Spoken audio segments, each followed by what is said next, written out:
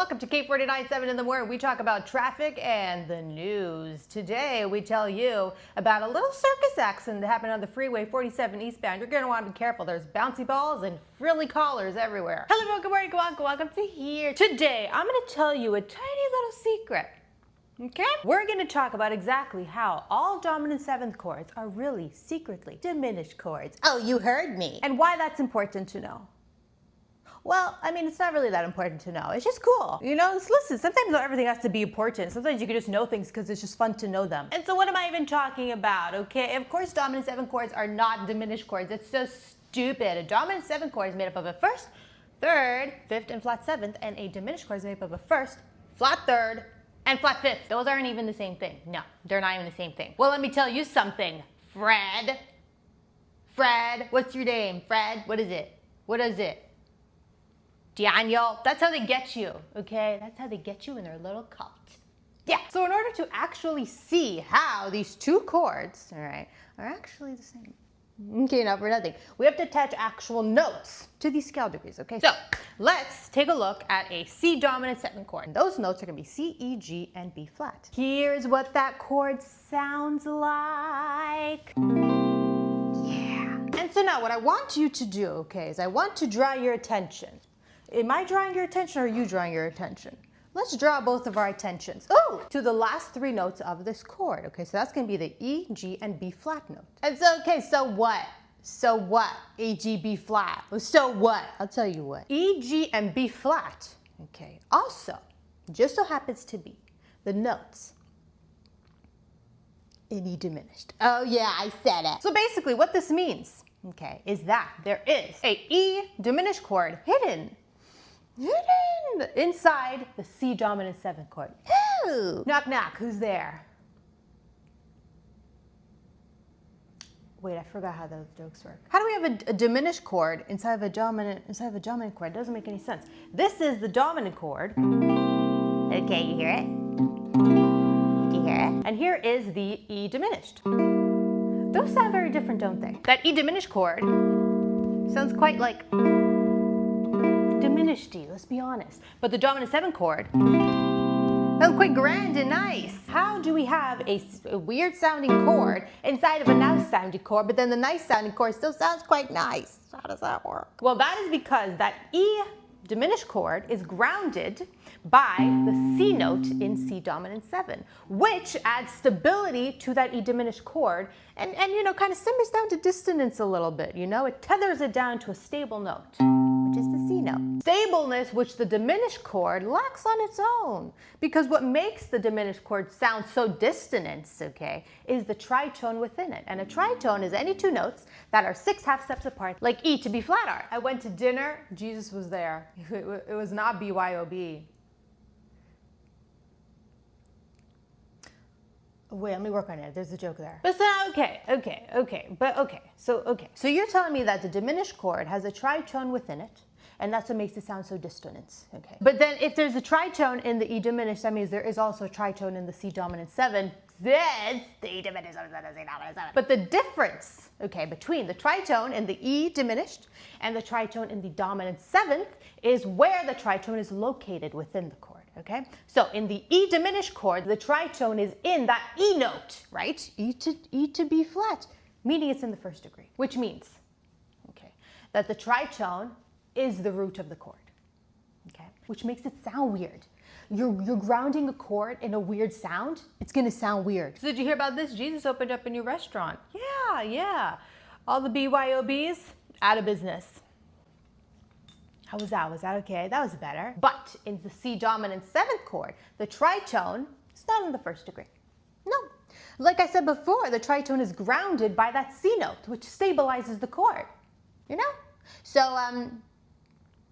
that's all. But that tritone within the C dominant 7 is still very important because it is what adds tension that builds to then resolve to your 1 chord. And I made a whole video about that, about the dominant chord to the 1 chord resolution. I'm gonna link it down below. I'm not talking about it right now. Stop it. We're not talking about it. Jesus and BYOBs. There's a joke there.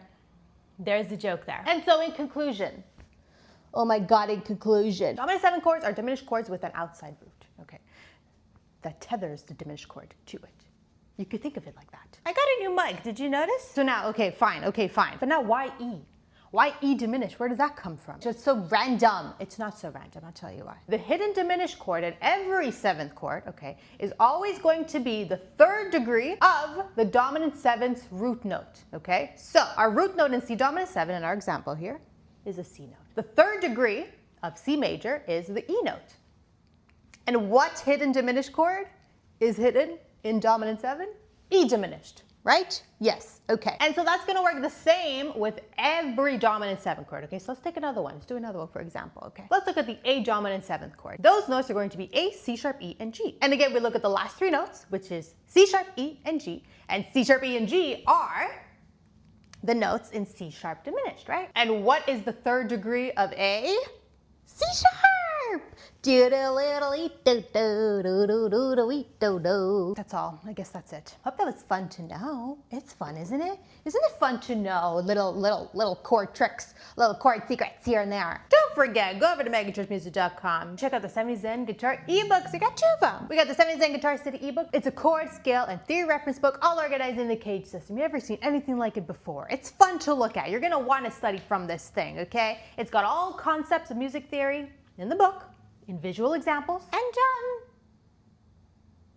I guess that's it. And we also got the 70 Zen Beginner Guitar Guide. That is a beginner guitar guide. It's what it is, okay? It walks you through exactly what you need to learn at the beginning of playing guitar, and it has a practice schedule to implement all the things. Yeah. And we also got a course, Key Music Theory World Tour course. It is a course where we go through the fundamentals of music theory. Fundamentals. If you want to start to learn about music theory, you got to start here. And it's got a PDF practice workbook to practice all the things in the course also. Yeah. And don't forget to subscribe. At 5,000, my ears are ringing. My ears are ringing. What's that story about when your ears start ringing? What does it mean? It means someone's talking about your old aunt from 3rd grade who picked up a pumpkin and never put it down. Don't forget to subscribe. Okay, at 5,000 subscribers, I'm going to solve Rubik's Cube on camera for the world to see. Let me tell you a story about this microphone. It was used by a string quartet band in 1948. The string quartet, they were called Stringies. Listen, I told them it wasn't a good name, but they ran with it. They said it symbolized the strings that were attached. To this day, I don't know what they were talking about. So anyways, a string quartet named Stringies. They were a quartet, but they also had 6 members. So listen, string quartet, stringy 6 members. They would play at this club in Oklahoma, right by 47th Street. You know the old Bernie's that burned down? Yeah, and I'm just gonna rest my head a moment. Yeah, Stringies were in there. They were performing, they were doing their thing, they were jingle jangling. So listen, the point is one day they finished their performance. Okay. They were singing Tutti Frutti from Little Richard, you know the one? And then all of a sudden, one of them, Bernard, I think his name was Bernard. It was either Bernard or Phil. He started having a panic attack. It was crazy. And then they got off the stage. One of them tripped and ended up in someone's curly fries head first. It was so embarrassing. The curly fry ended up dangling from his little hat in the corner. And everyone thought it was a part of the act. Everyone thought it was a part of the performance. So they start clapping, hurrah, hurrah. And then the thing is, because everyone loved it, they had to do it all the time.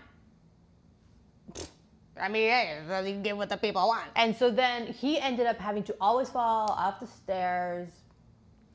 The restaurant was running out of curly fries. He broke his tibia in 4 places.